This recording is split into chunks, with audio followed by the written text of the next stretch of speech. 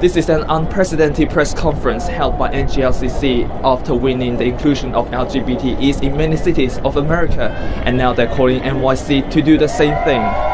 Statue of Justice stands atop the New York City Hall, but for a long time, not so much equality for LGBT-owned businesses when it comes to government contracting. After years of campaigns led by National LGBT Chamber of Commerce, the City Council finally announced that a bill has been introduced to include LGBT-owned businesses in procurement opportunities and provides LGBT New Yorkers fair access to economic development programs that drive innovation and create jobs throughout the NYC. As the councilman said, the rationale for this bill is so simple. Our local economies cannot achieve their full potential without the participation of every single citizen of our great city. Jonathan Lovitz is a senior vice president of the NGLCC. He reassured other communities that the inclusion of LGBT enterprises wouldn't make the pie smaller. Prior to this legislation being enacted in New York, which we hope will get done by the end of 2019, LGBT people had to choose what identity to bring to work every day, and that's just not fair. For women and people of color who are also LGBT, sure, they could identify as such and get a contract that way, but they were basically being told, leave part of your identity at the door. And for a city like New York, which is celebrating 50 years of Stonewall and the LGBT equality movement taking root here, that's just wrong. And it's also economically inefficient for the city.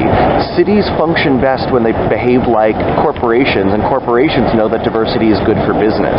So adding LGBT business owners to the city supply chain is only going to make New York City an even healthier economy. The bill is also a victory for women. Since the 2007 Memorandum of Understanding with the Women's Business Enterprise National Council, NGLCC has been issuing dual certification as both a women-owned and lesbian, bisexual or transgender-owned business.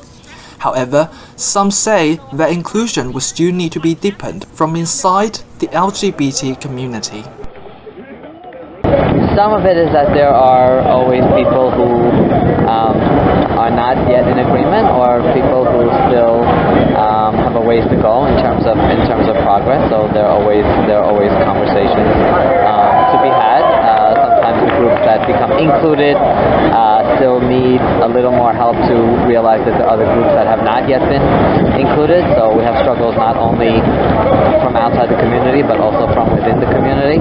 The NGLCC has certified 1,104 businesses owned by LGBT people since 2004.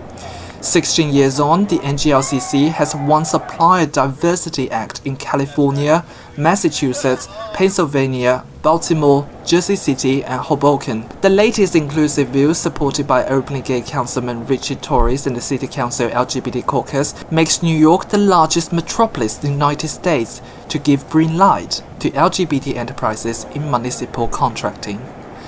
Wu, China America Radio, City Hall, New York.